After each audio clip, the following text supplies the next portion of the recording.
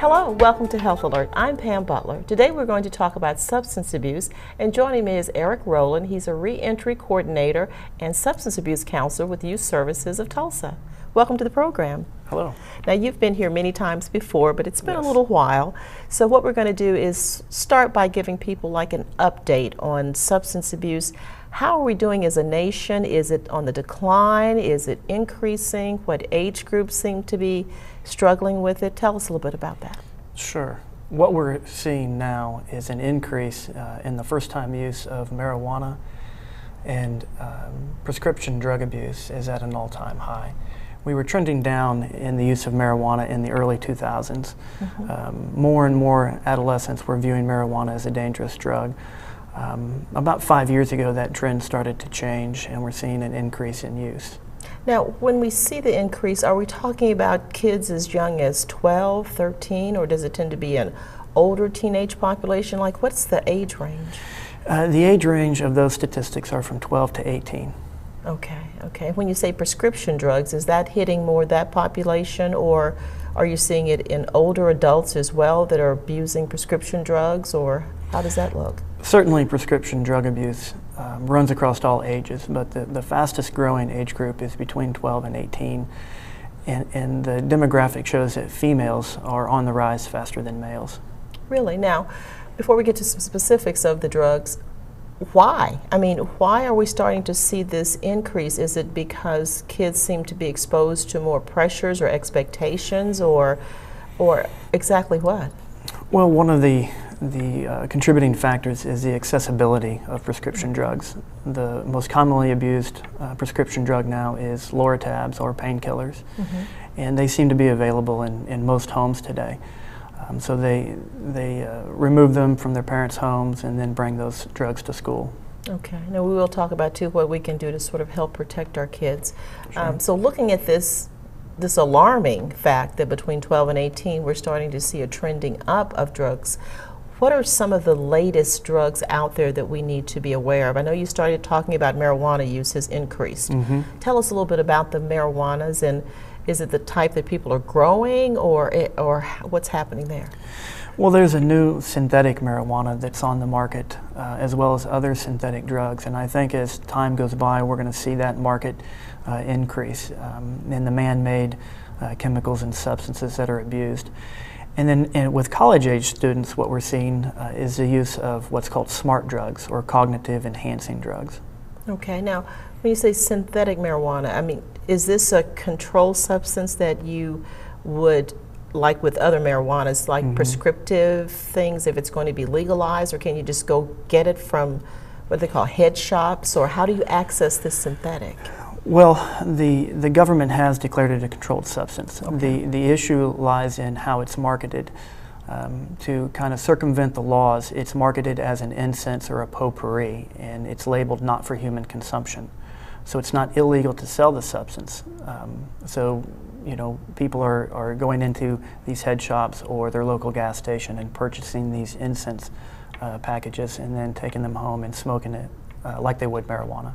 Okay, now for people in the home, like parents or caregivers, how would you know if this is something your child can go and get at a head shop? And of course, you may not be with them. How can you know that they're beginning to use this in the home setting? I mean, does it have the characteristic smell of marijuana, or does it smell like cherry flavored? I mean, how do you know? It does not have the characteristic smell of marijuana. And it does have an odor that would be similar to a potpourri. There's different flavors such as blueberry, strawberry, fruit punch. So it's difficult to detect in that manner. Although it does cause some of the similar side effects that marijuana does. Glassy look in the eyes, dry mouth, increased appetite, decreased motivation, those type of things. Okay, so we would just have to be more alert looking at our child, or to know what these symptoms are, to be able to determine if what their incense is really maybe not incense. Absolutely. Okay, that's frightening. That is absolutely frightening. Now, when we think about that, sometimes people will say, especially kids, it doesn't hurt you. Right. You hear that a lot with Exactly. marijuana. What the research is showing with this synthetic marijuana is that it is dangerous. There have been several reports of heart attacks being suffered after smoking this.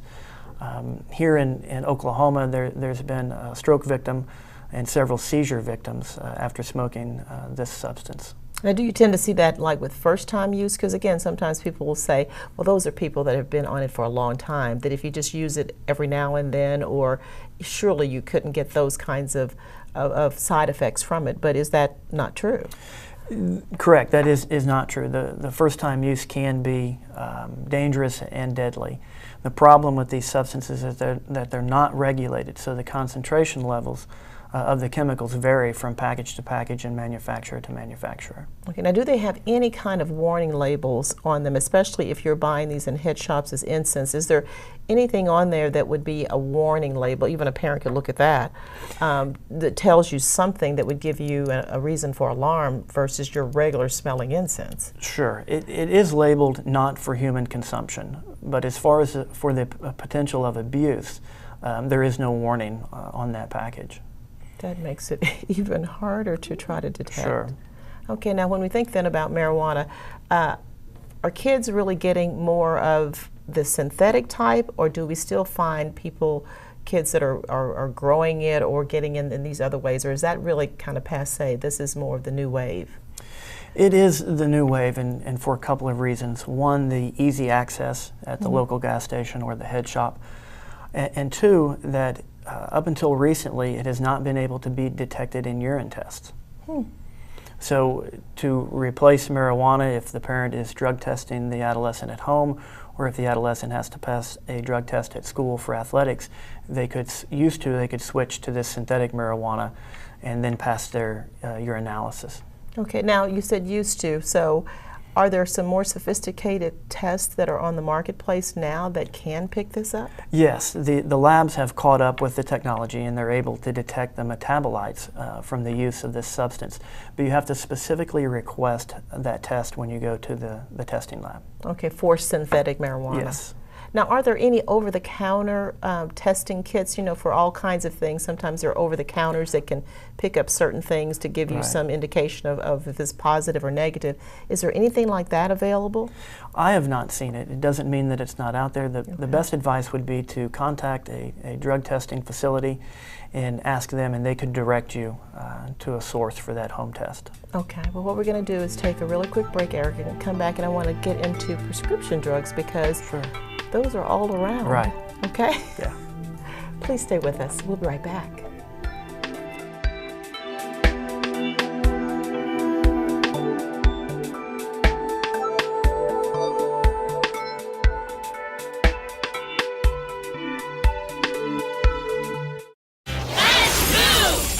And 30. Oh! Yo, hey, Allison. What's going on? Working on my free throws. Just sung 30 straight. 30? That's not possible. Maybe not possible for you, but I've been practicing. Step back and give me the rock. Okay. Mm-hmm. Nice. 1, 2,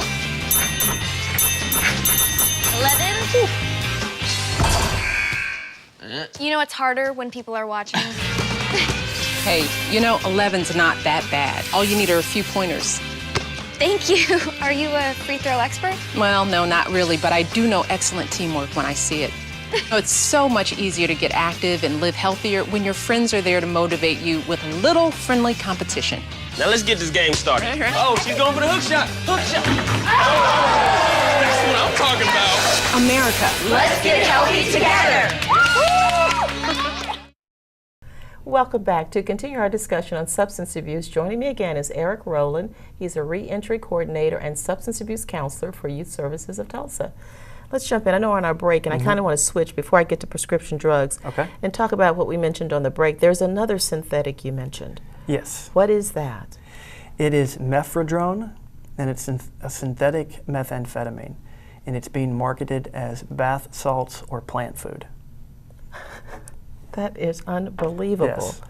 Now, does it look like a little salt kind of thing? Is that how it looks? Yes, it looks crystallized, kind of like regular table salt or in powder form. Okay, and then kids take that and you can tell I don't know, do they just eat it like salt, or dip it on their tongue, or Usually roll it up in something and smoke it, or snort it like cocaine, or mix it in with marijuana and smoke it. Okay, and again, there's nothing on the labels of these that would give a parent any indication that it's something extremely harmful. That is correct. And this is extremely, extremely dangerous substance. Okay, tell us what are some of the side effects of it, because again, as the caregiver, that's all we can obviously look for Sure. if we don't see these packages, is some of the symptoms. Sure. And it's going to cause irritability, increased heart rate, increased perspiration, rapid speech, loss of appetite.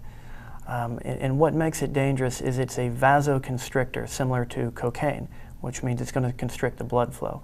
But it has the half-life, or last as long as methamphetamine. And when you combine those two things, it becomes dangerous. Okay, are you finding that kids are making those combinations, for instance, with the synthetic marijuana and then this synthetic, are they just kind of mixing them up like in a cocktail kind of thing, or are they really doing one at a time? There's no real hard data to identify that. What makes it difficult is most of these are available online as well as in these head shops. There are blogs and websites devoted to the experimentation of these substances. So it's kind of creating its own subculture. Okay, and so if you're especially mixing them, and the kinds of side effects that you're talking about, like you say, can have a catastrophic result. Absolutely. In terms of the harm that's going to come to that child. Absolutely. Some of the side effects or dangers of it are increased chance for stroke or heart attack. And in the UK, it's extremely popular, and they've had cases where they've done amputations of the extremities. That vasoconstricting effect that is long-term stops the blood from reaching the toes and fingers, and they've actually had to amputate some of those digits from people who've abused it. Now, with these drugs, are there any, we're talking about a lot of them immediate effects that you may see, or pretty short term. Have they shown any really long-term effects even after the person may have stopped using it? Or is there some sort of permanent damage that you might get to the brain or other parts of the body? Have they shown any of that? These haven't been out long enough and in use for the research data to come in on long-term effects. There was a case where 3 teens were admitted to the hospital after complaining of chest pains. 2 of those teens were identified as having heart attacks. The 3rd teen was kept overnight and suffered a heart attack later that day. So obviously the effects of, and that was smoking synthetic marijuana. So obviously those effects of that drug are lasting longer than just right after it's smoked. Okay, and that's something that kids need to be really aware of, because it's just not a temporary, short-term necessarily effect. These drugs, like any drug, can have the potential of having long-term damage that your body is sustaining, even once you have stopped using them. Absolutely. My goodness. Now, prescription drugs, let's switch to that. That's on the increase, you're saying, among teens, especially Loratab and that type of thing. Yes. Again, what's driving teens to this? Is it peer pressure that you're seeing, or is it, the videos, the MTV videos that they're trying to, what is sort of creating this increase? Well, there's kind of belief, obviously our kids today are under a tremendous amount of stress, as never before seen with youth today. And in trying to cope with that stress, and especially in these economic times, stress of the family has increased. So a lot of them are looking for an escape. And taking a pill that is considered safe, it's prescribed by a doctor, is going to be preferred by some over getting an illicit drug, such as marijuana, cocaine, or methamphetamine. The perception is that it's safer to use pills. Okay, now with this pill use, because sometimes with Loratab, that's for pain. Whenever I've had a prescription for that because of a medical need for it, I've never felt really high. Right. So what are they going for with some of these drugs? Is it just, but you do feel kind of loopy. Right. And that's the effect that they're after, that feeling of euphoria. And when we're in pain, then that drug has a job to do, and it relieves that pain. So when you're not in pain, it's kind of an additional euphoria that you feel. Okay. Now with this, then what should we as caregivers do? Because we often don't think about that. We take our little pain pills that we've gotten from the doctor, we put them on the shelf and use them as we need to use them. But should we be doing something differently, like locking them up or doing a pill count or? Absolutely. Both of those two things are critical in managing your prescription medication. Counting the number of pills once you get it from the pharmacist, writing that information down, and then storing those in a locked and secure location. Okay, and is this something that you really should talk to your teen about? Because sometimes they'll think, well, I'm not going to bother that, you don't trust me, or, right. I'm not, but should we have that conversation with them? Absolutely. It's a controlled substance and needs to be treated like a controlled substance. So having your conversation with your teen is never a bad thing. Okay. Now, do you find that teens are selling these prescription drugs, not only just use it in themselves, but actually selling them to others? Certainly. The money that can be made from the sale of pills and pharmaceuticals would be surprising to most parents. We see a lot of ADHD medication being sold along with painkillers being sold in schools and after school. Okay, so another thing to look for, it sounds like, is that if all of a sudden your child has some unexplained money, or you start seeing some new things in the house and you know that you didn't give them money for that, or they didn't have a job to kind of get that, you need to start questioning, where did these things come from? Absolutely. Okay. Absolutely. Okay. Now, in terms of schools, how would you recommend schools deal with this issue? Because, like you said, in schools you find kids are selling these medications. And schools are really coming along and developing some proactive programs to manage this problem. They're identifying the symptoms and behaviors of someone who may be or have taken a pill that they're not prescribed. They're also using the school nurses to manage the medication. So if a parent has a child that's on medication, they can give that medication to the school nurse with the information of the dosage and number of times, and let the school nurse manage that administration. And then anytime something seems to be a bit odd, contacting the parent to say your child had glycia. I mean, there's something wrong and erratic in the behavior, so we need to get this checked into. Right. Okay, well, we're going to take another quick break, and I want to come back and ask you about things that I've heard of before to see if there's still a problem like the huffing and things like that, and also what services does youth services offer for kids who are affected? Certainly. Okay, please stay with us. We'll be right back.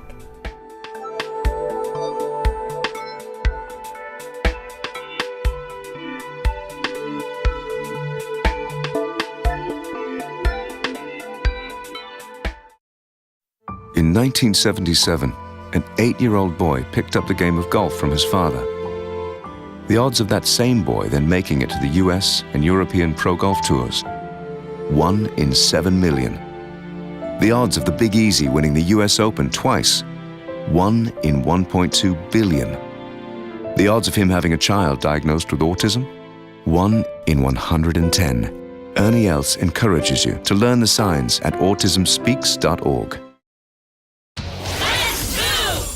Did you know that getting up and getting active for just 60 minutes a day is all it takes to help you get stronger, look better, and feel great? Or that fresh fruits and veggies aren't just healthier and crunchier, they can taste better too? Eating better and getting more active is easier than you think. Yeah! Keep watching for some fun and easy ways to discover the magic of healthy living in your life. America. Let's get healthy together.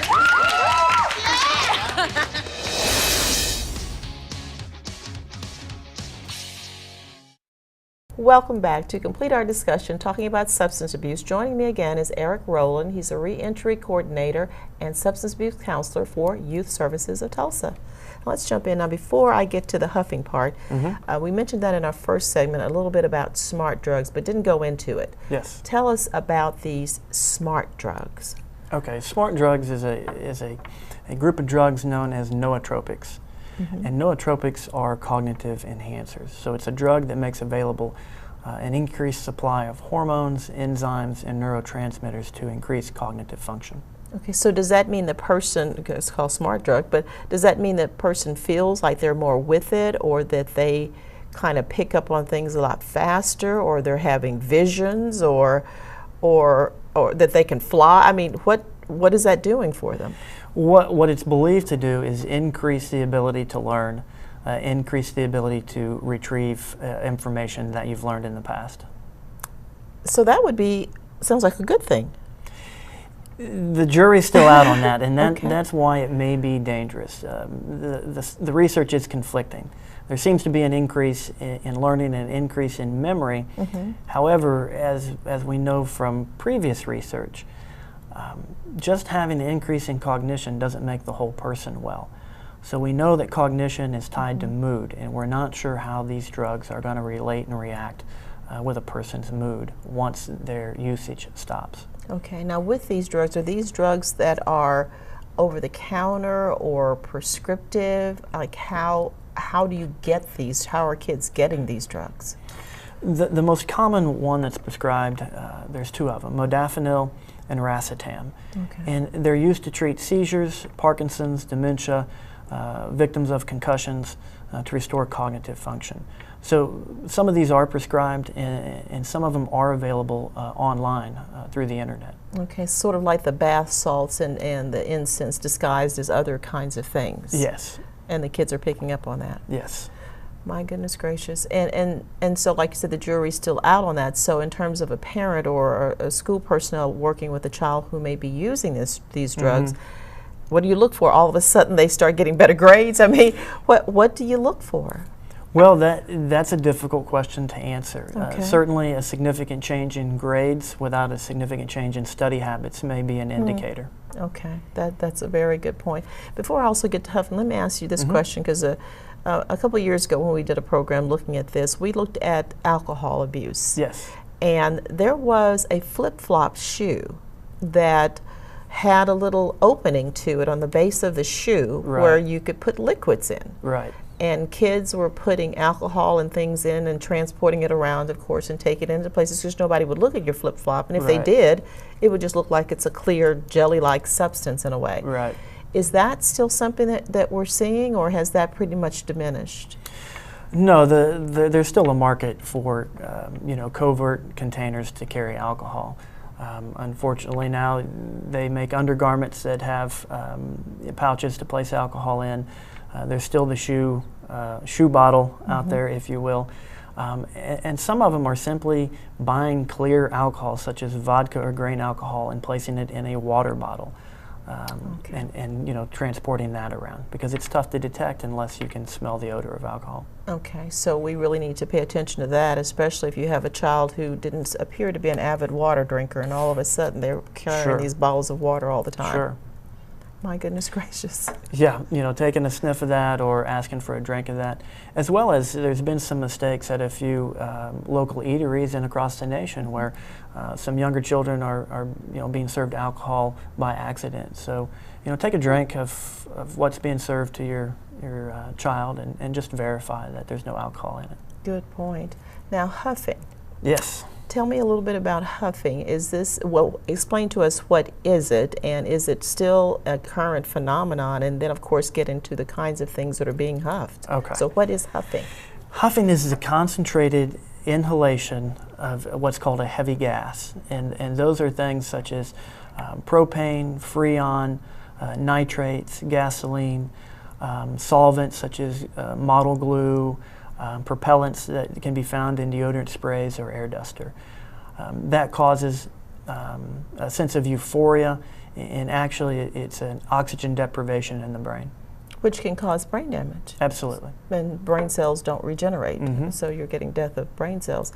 Now, with this huffing, you talked about all of those are overwhelming, but freon. Yes. So how are kids getting freon? I mean, that's inside of the air conditioning system or inside of, how are you doing that? Well, you can either steal the refrigerant that's in a can or container from a shop or a store, but most commonly we're seeing that they simply cut the line on an air conditioning unit and huff it on site. My goodness gracious. So what would be some of the signs parents should look for? Because you mentioned paints in there as well, and huffing paints and aerosol. And so what does the child look like? Is it the glassy eye? I mean, exactly what they look like, the eyes. What should we notice? Well, you're gonna notice that they're disoriented. It can cause unconsciousness, so they may pass out. You're gonna have the sense of disorientation.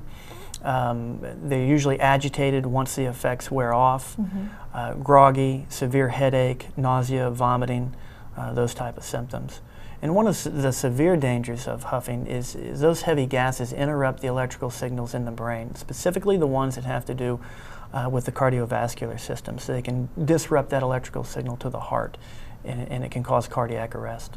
Okay, now in schools then, because are kids tending to do this like in the morning? I mean, is there a time zone or just any time, or school recess breaks, or when they may be bringing, you know, aerosol sprays, and I think there was even a time where you mentioned like the magic markers, things like that? Yeah, it is found some in schools. Most of the adolescents that I run across in treatment are doing this after school hours, but there was a case where someone had brought a stuffed animal into class with them, and they held that close to him throughout the class, and as the teacher began to notice a change in behavior, she noticed that there was a solvent that had been placed on that stuffed animal, and the child was huffing it during class. Okay, so we need to be aware of these symptoms not only during class, but at any point in time, because they could be doing the evening before, because these are not effects that wear off like really, really quickly, are they?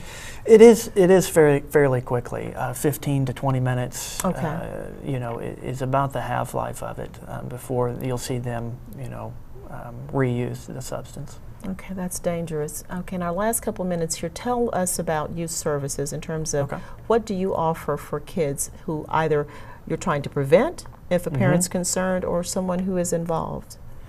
Youth services, we really try to offer services that are needed for the community and the family. So we offer family counseling, substance abuse counseling. We have a street outreach program that targets homeless youth from ages 15 to 24.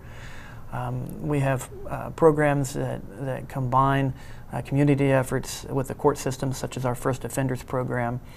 That is a diversionary program for adolescents who offend for the first time.